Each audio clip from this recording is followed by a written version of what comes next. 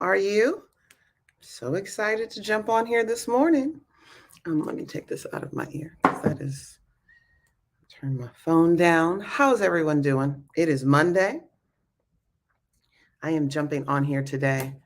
Um, I have some amazing discussions with people. They're very interesting and they cause me to think about things and start Googling and questioning. Just questioning, why is this? Why is that? I ask why all the time. Not a bad thing to do, but it's what I do. And I'll even ask God why. And let me introduce myself. I am Dr. Tori J. Evans Barton. I am the founder and CEO of the Fatherless Generation Foundation. I am excited to talk to you about this topic. I'm not fatherless. I hear that all the time. And then either through conversation at that moment, they realize they're fatherless, or it takes this journey where they end up circling back to me going, girl, I was fatherless the whole time we were talking. Um, I have been having a few conversations as of lately. And in those conversations, it's been this um, working with people who were fatherless or are fatherless, and they're now going, or no, I asked someone, I asked a friend, I said, we've known each other for like 20 something years. And I remember when I came to town, I was in Detroit, and her husband met me in Detroit, and we were talking about what I'm going to do and what I'm starting. She's like, "Oh, that's amazing. Like, Tori, this is it." But never did she ever say she was fatherless. And what's amazing about this story is just this week, I've been coaching her through this process for a number of years now. And just this week, she did a paternity test and found out she found her father. She found out who is her father. So, it's like, okay, well, when we were in that hotel room, not one time did she say it. And she said, through talking to you and watching what you do, and then the closer we got throughout the years, I guess it just made it okay for me to finally kind of tack this thing. So I want to talk about why it is that most people who are fatherless don't identify with it. It takes a journey for them to even figure out that they're fatherless. At least, from the perspective of statistics, because so many of us in this stage, we've defied those odds. Not all of us look like the statistics that we see um, from the Center of Disease Control and through journals and things of that nature. Not all of us look that way. And so it's very easy to look at those statistics and say, nope, I'm not that. Nope, I'm not that. Nope, I'm not that. Nope, guess I'm not fatherless. And so often that's what's happening. Fatherlessness is a form of trauma. And if I want to help you identify why we don't, as a collective group, identify with this, I need to take you some places. I got to take you into trauma and understanding that to a certain degree. I am not a therapist, nor do I play one on TV. But through the work that I do, I understand aspects of neuroscience.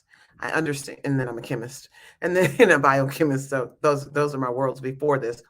I understand through reading and research and some of the things that I've done how this all connects. When I even do the work of helping people identify their father wound, there typically are four categories: neglect, abuse and addiction, divorce, breakup, and separation. And then I'm going to add um, incarceration to this list. Okay.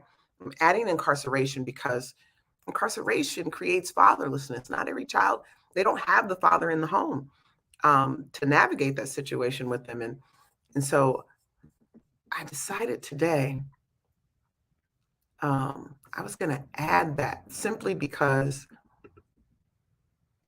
I think we feel like when people have extenuating circumstances, we don't want to, I'm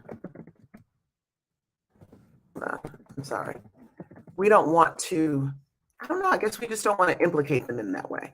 And so incarceration, though, is without question an aspect of fatherlessness. And it does cause individuals to feel some kind of way about not having their fathers in their lives, right? I want to pull something up here. I'm sorry, I'm pulling too many things up and they're popping up. But when I go through the aspect of helping people identify their father wound, the root causes of those things is neglect, as I said, feeling unimportant, abuse. There's divorce, separation, breakup, death, right? Or I'm sorry, that's absence. I'm sorry, I'm reading this absence, and then abuse, whether that's mental, physical, sexual, or spiritual. I want to add addiction. Addiction comes in many forms as well: alcoholism, drug addiction, and we know that even during fatherlessness, there was this whole crack era that took place. Control, which is a person who's oppressive in domination, and they're dominant when it comes to their children. We call that being very strict. Individuals who withhold love, that is a lot of the root causes of a father wound. And that withholding looks like withholding emotional support, love, blessings, affirmation. There's deficiencies that are leading to this profound aspect of self acceptance. And we have to deal with that, right? And so I want to be very clear that trauma is created through those things. It just is. So why is it so many don't identify with being fatherlessness? But I realized over the weekend, so much of that is hidden in the understanding of trauma, right? It's an understanding of trauma itself. Because how I see trauma and how you see trauma could be very different. I want to even acknowledge the fact that it's particularly due to how we actually look at ourselves and how we view our households and our communities. So if I look at trauma and I say trauma is sexual assault, trauma is rape, trauma is physical abuse, being abused in a home as a child. That's how I view trauma, right? Trauma is like these big experiences, these big things that happen to us. But trauma is also covert. Trauma is also very subtle. And I think that's why we don't get this. I realized as I did some work, and as I did some work over the weekend, just kind of going, why don't we know? Why don't we know? We're so big on, I'm not fatherless. Tori walks into the room, everyone is screaming, I'm not fatherless. I don't have to say anything. And people will immediately go, I'm not fatherless. Okay. I didn't say a word, but okay. And I just really wanted to know. But as I started to look into trauma and read some things this weekend, I realized not just in fatherlessness, a lot of people don't even know they have been experiencing trauma. They don't even know. It said most people don't know that they're experiencing trauma. So I read some things that it was talking about how people who know they need to go to a therapist go to a therapist, right? But a lot of people don't go to therapy. Have a conversation here. This is an interesting one. So while in Atlanta a few weeks ago, about a month ago actually now, I was staying with some friends initially, and they were not Black. Okay, breathe. They were not Black. And as we were talking about my work and, through the time I'd be at their home, they would ask me questions about my work, and then they'd share some of their story about their journey and their lives. And these are individuals well into their 50s and 60s, right? And the wife would always say things like, oh my God, that's just so much drama. Your work is just so much drama. Like, oh, that's just so much drama. And by the time I was leaving to head on into the city and to finish up the work that I needed to do, I was filming some things and I needed to get it done and I needed to be in a particular place. As I was leaving on my birthday, because that's why I was going to the city too, I was going to celebrate, I began to realize and connect the dots to some of the conversations we had had where she would constantly say, that's so much drama. That's so much drama. And all of a sudden I began to hear, that's so much trauma. That's so much trauma. And as I was driving, I just got this download of just like of an understanding. Baby mama and baby daddy drama is really baby mama and baby daddy trauma from their childhood manifesting in that relationship. It's a manifestation of the trauma. And I realized that often within certain cultures, especially the Black culture, we live in survival mode. We live in a place where what other races and cultures see as drama or trauma, we've normalized it. No wonder we have all of these health disparities. We've normalized trauma. Because if we can overcome it without going to see a therapist and we go see Jesus, then that works for us, right? If we can overcome it because or let's just say we cope with it, we live with it. My mother had this, my father had this, my cousins had this, my aunties have this, everybody in my neighborhood, 90% of my neighborhood have this, right? So we live in a state of trauma, not realizing how much that's impacting our body. That's impacting our body in such a way. I read a quote earlier, and I'm going to go to that page because I think it's, I'm going to pull that back up. I think it's a very powerful quote. This one said, trauma is how our brain and body reacts to situations around us. Trauma is how our brain and our body reacts to situations around us. Most people don't even know they have it. Isn't that something? So here goes the answer. Sorry, my auntie is calling me. No, she keeps calling.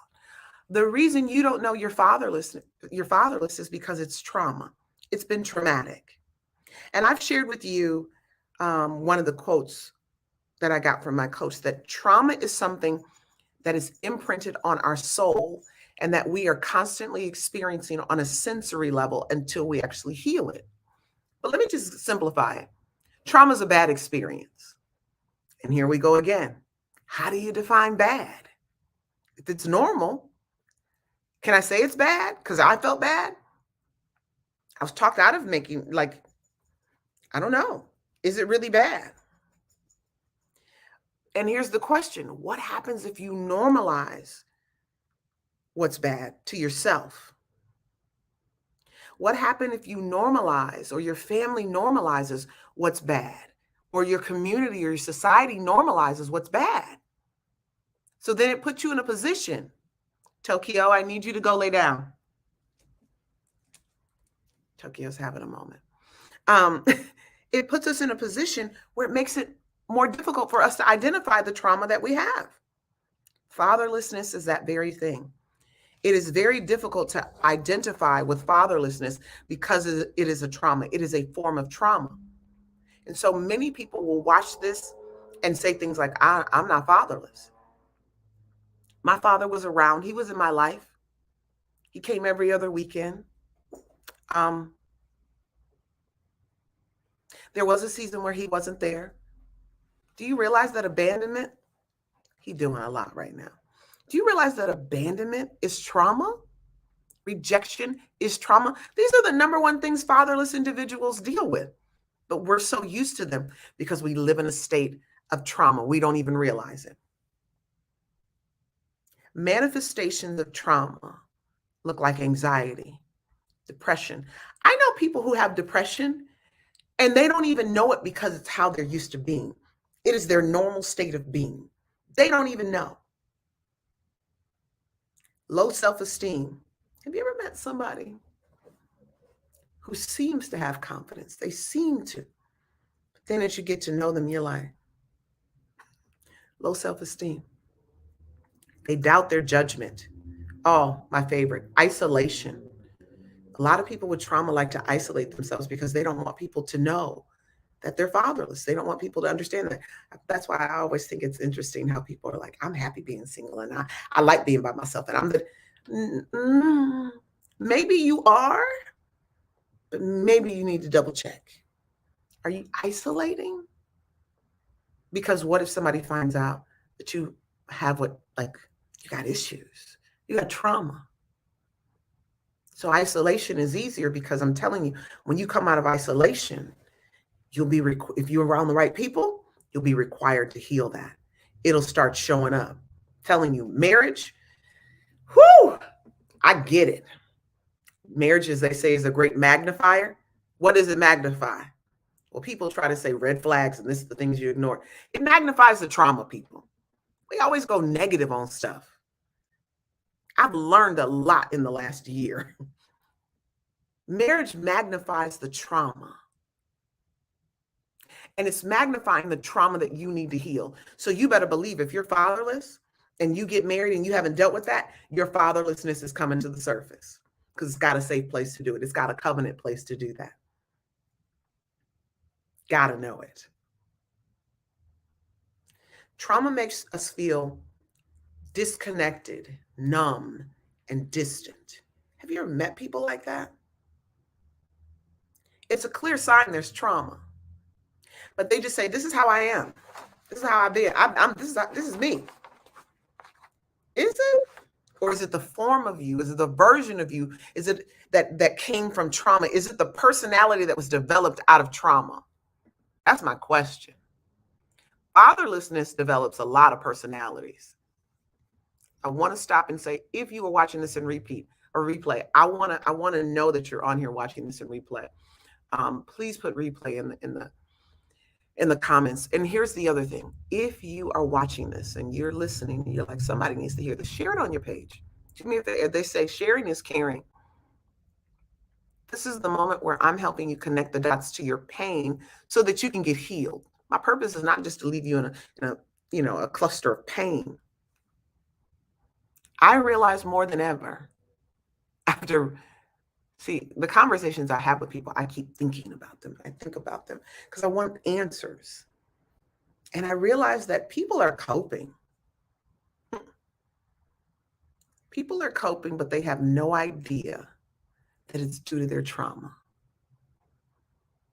They're coping. They're coping through addiction. They're coping through relationships, the wrong ones. They're coping through working ridiculous hours and amount of time. They're using whatever it is that they need to cope because they have no idea that they're dealing with trauma. No clue.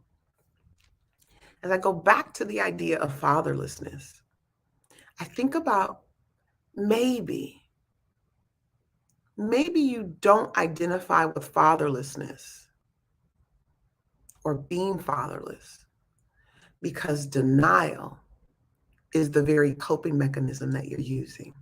Maybe fatherlessness is so traumatic that you have to deny its existence in your life. Because if you don't, the performance, all of the things that you've portrayed yourself to be, all of the stuff that you've put out in front of yourself, maybe you don't like the way that may feel if it's taken away. So you live in a state of denial. You shield the trauma behind the big wall, and then you shield the family that brought the trauma behind an even bigger wall, hoping that no one ever sees it, hoping that no one ever identifies it. I read a quote earlier today while I was preparing for this. This person says, we learn to live with dysfunction. We learn to live with dysfunction and the denial that accompanies it. And when I read that, I was like, that goes right along with what I just said, because I wrote it down, about maybe we don't identify with being fatherless because denial is our coping mechanism. And I was like, there was some validation right there. That was it. And when someone is speaking to us or ministering to us or trying to get us help, everything's outside of us. You know why it's outside of you? Because that's where the wall is. Hey, Paul. Yeah, it does. The wall is out. Everything is outside of yourself. Even in situations with fathers who are fighting for custody, You keep everything outside. It's the court systems, it's the judges, it's the legislation, and you never allow it to come into the space of your heart so that you can get the healing that you need, so that you then can be the best father you need to be. But everything's outside, because the thing that keeps everything outside is a wall of protection. Stranger danger. When you are dealing with trauma, you have learned to identify danger. Your spidey senses are at a heightened level. I got that bad. I have anxiety. And depending on the situation, I'd healed from my anxiety, but now going through my current journey, my anxiety is at a 10. There are days when it's at a 10. I watch myself talking to people. I'm giving my secret, but I will be rubbing my thumb in my hand. And I'm like, oh my God. He said, say that louder for the ones in the back. I feel you, Paul. But that's very true. But I have this thing where I fidget with my hands. So now those of you who meet with me, you're going to see me do this. As I'm working through my journey and healing this part of the journey, my anxiety is here. And I've learned to cope with it, but it doesn't mean that I'm ignoring it or not acknowledging it. So when you say that you're not fatherless and you're living in a state of denial, you remove the ability for you to heal. You remove the ability for you to heal. And you have no idea why you're going from partner to partner to partner to partner, while you have children with different women all over the world, all over the country. Nick Cannon got trauma. And it's not because he can afford these kids. Stop it with the foolishness. And we put people on platforms like that who then normalize this dysfunction. He's normalizing trauma as if it's not happening to him. I think he lost the love of his life, and now he don't care, and he just acting a fool. We have to stop denying our trauma. What you don't realize is how you move and how you live your life speaks trauma. That's why Paul says, say it louder for the people in the back.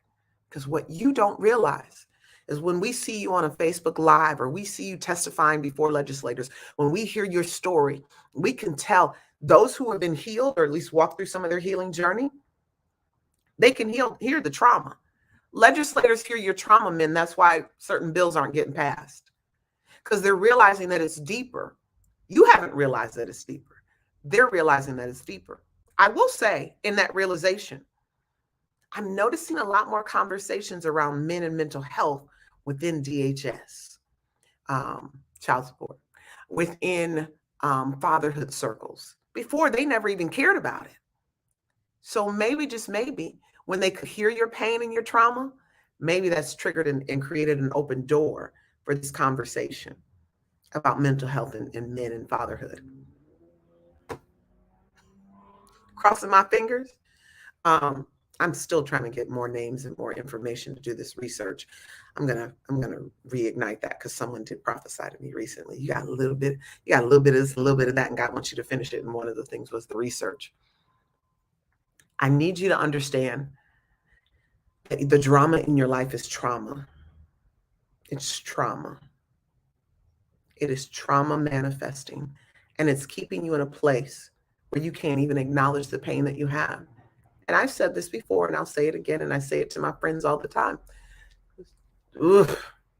Some of you cannot acknowledge your trauma, especially associated to your fatherlessness, because the one who implemented that or initiated that trauma and even kept you in that state of trauma is one of your parents, more than likely your mother. So you can't acknowledge that, because at the end of the day, it is busy around these parts, y'all. And it is my day off. Somebody's calling me, so I got to turn that off. And so I really want to leave you with the understanding and the idea that fatherlessness is a form of trauma, and denial isn't helping you overcome it at all. Denial is keeping you in a state of living out this trauma. And certain people around you know it. Certain people won't interact with you because they know it. Don't you want to live the life that you're called to live? Don't you want to fully be the person that you were birthed to be? Not from a place of trauma and personalities and different things that you've learned to create while you're living in this state of trauma. Don't you want to be all that you were designed to be? You've got to acknowledge this and step out of denial. Awareness is the first step in order to be able to acknowledge. And I hope that this has brought you some awareness. I hope it's brought you, even Paul says, that hits home in so many ways. Means he's thinking about it, right? He's thinking about not only for himself, but Paul, you're thinking about other things and other individuals that maybe you've encountered. Holy says governmental induced trauma and PTSD. Depends on where it came from, right? Yeah, that depends on where it came from. Is every single mother aware that the government is using her? Not every single mother goes to court. So it's not that. Government did step in and create absent households back in the 70s. Yeah. Right. So the government is not always the initiator of the rabbit hole. I think in some ways it is. Um, I do think in some ways it is. But then here's the part. How do I say this? Because we go back to the initiation of this came out in the case for the Negroes, the Moynihan Report, right? And so we realized that this was instituted and implemented against Black men to begin with. Can we have that conversation? That's the rabbit hole, right? And so then it began to trickle out into everyone else. How do we deal with that part of it? Do we ignore that that's even a part of this, or do we acknowledge that that's where this started and that's the root of this? I feel like if people can't acknowledge that, that's where we find ourselves in a situation where we can't move forward. It's very strange to me that white men and Black men can't work together on fatherlessness and fatherhood. And I know you're like, well, we got Black men. No, you don't have the support of all Black men in shared parenting and in fathers' rights movement like you should. And it's because there's a lack of acknowledgement even in that area, which means there's a lack of awareness, like I just said, and how we see I'm going down my own rabbit hole even dealing with that.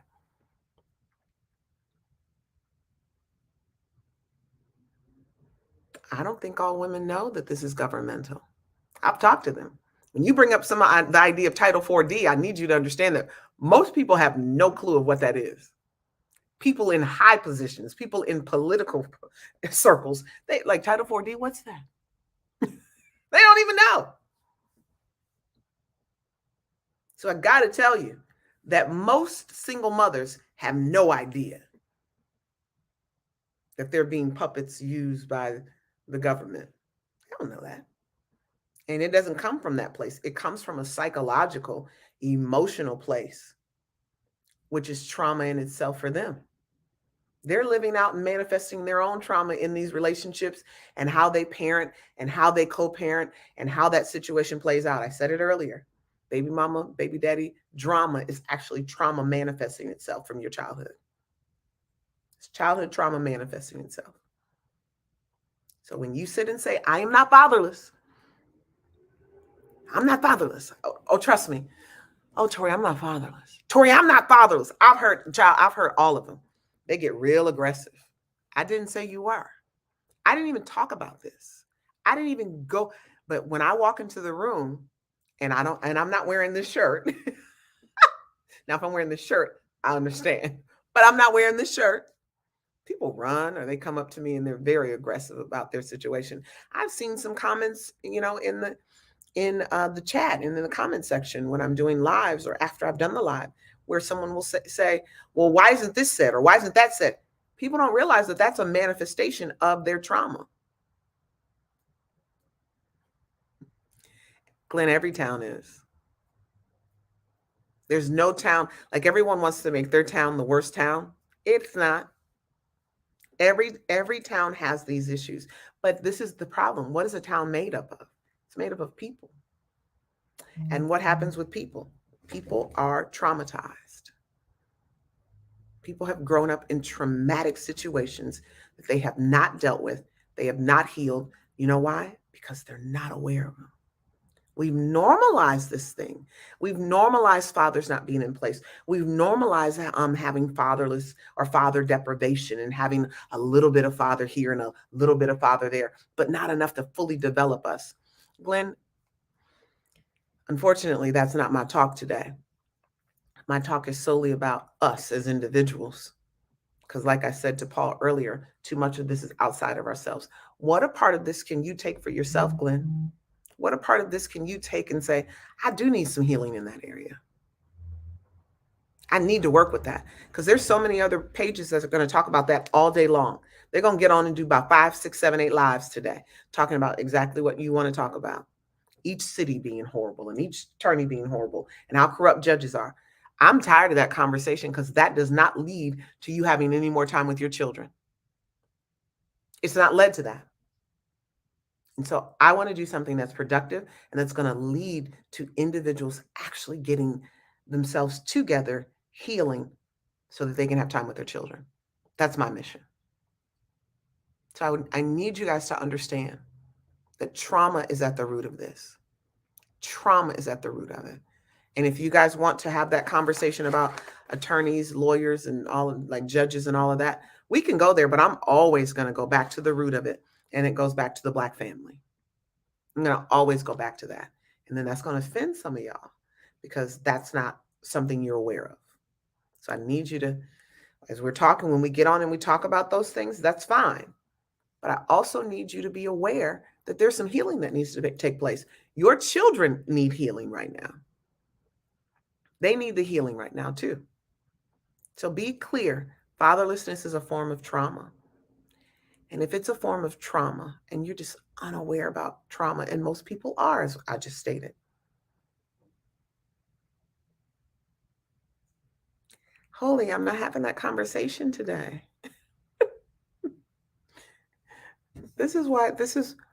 I get it.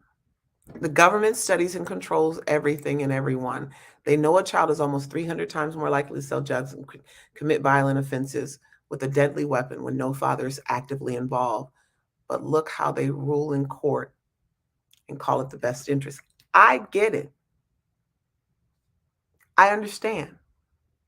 But I want to know. Let's go here and I got a few seconds. I don't have long. But I want, by the time I get back on here, I want you to tell me where this started. I want you to tell me why. See, the question that I'm always asking is, well, why? Why are they doing this? You guys are going to say money. BLM?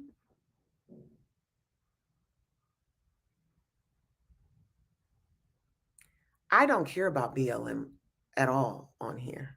That's not my position.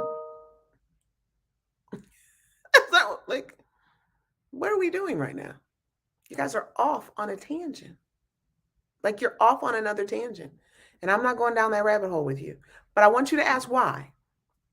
It's not just money. If we're going to get on here and have a conversation, and maybe we'll do that tomorrow.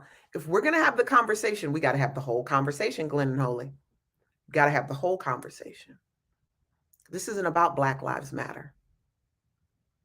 You're assuming because I'm Black that's what for me.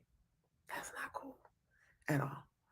You deflect from the conversation. So I'm going to use this as an opportunity because my goal was only be here on 30 minutes. And I have a call I need to make. I have someone I need to call back.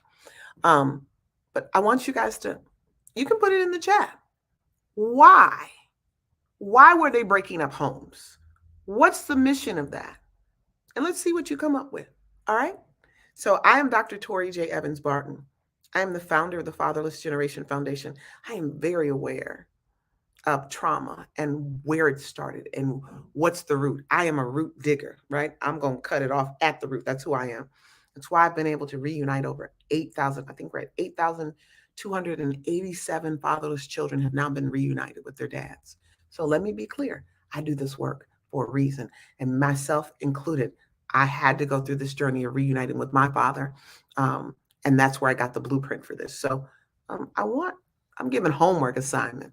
We're going to talk about courts. We're going to talk about the root cause and government being involved. I want y'all to tell me the root as to why. I look forward to that conversation in the chat. All right, you guys have a great day.